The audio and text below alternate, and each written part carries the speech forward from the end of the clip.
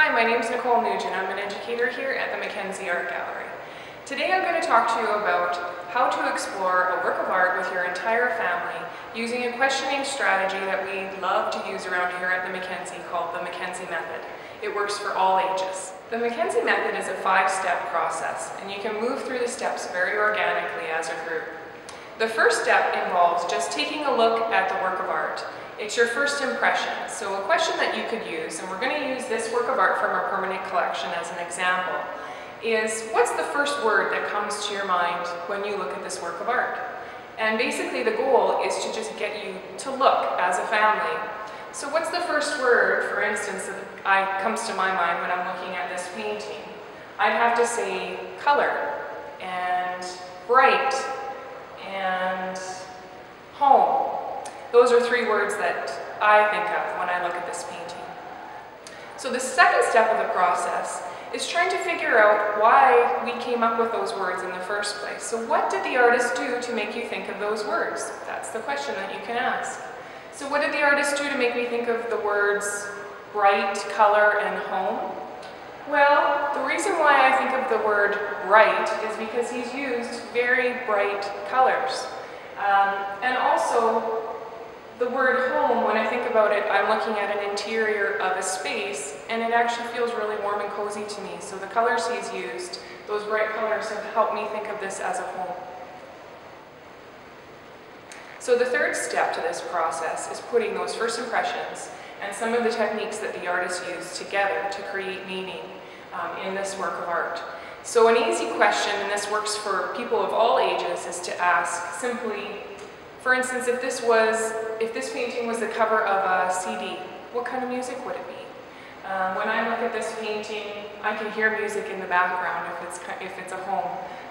The music I would hear would be maybe a soft jazz or classical music, and that starts talking about how some of those ideas are coming together. So you're actually interpreting the painting without even realizing what you're doing. So now that you've gone through the first 3 steps, we're ready for step number 4, which is context. So after you've had your great discussions and you've done your first impressions and you've analyzed and you've interpreted this painting without even realizing it, you're ready for some information. There may be some questions that have come out of your discussions, like, I wonder if this artist is male or female, or I wonder where they're from, or I wonder what's important to them. And so context is a really important next step.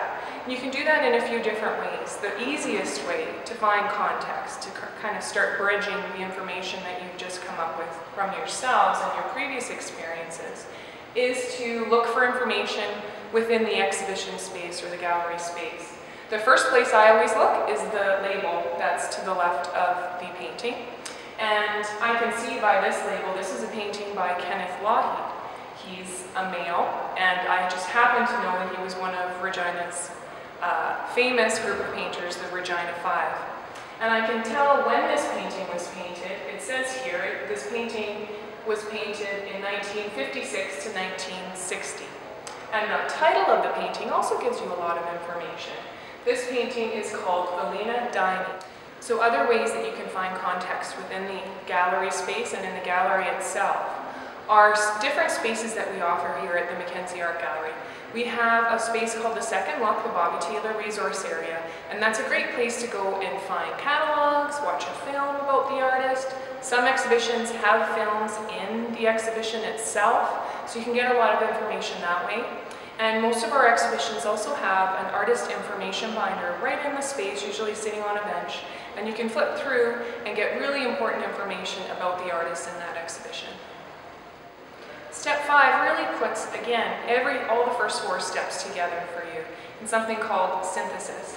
And really what that means is absorbing that experience that you've had and really comparing the conversation that you had within your family about your first impressions and the analysis of the painting that you did, and comparing that with the information you've found about the artist, about the artwork, about the time in which it was created.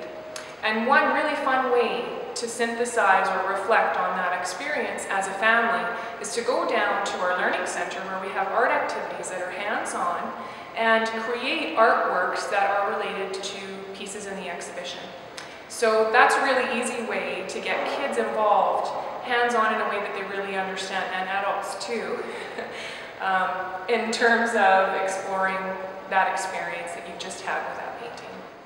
So as an overview, the MacKenzie Method is a really simple 5-step process that you can do with your family.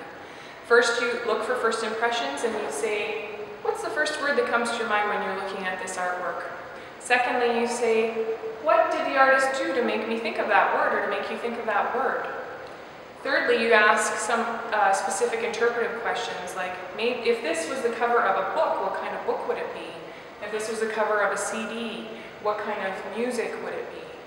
And then you find information within the gallery space about the artist, about the exhibition, and about what you're looking at. And lastly, you can put all of that information together and really talk about the ways that what you had to bring, the ideas that you had to bring, connect with the artwork and the artist and some of the information that you found out. And an easy way, again, to do that is to go downstairs and think about your experience while you're doing some hands-on related art activities.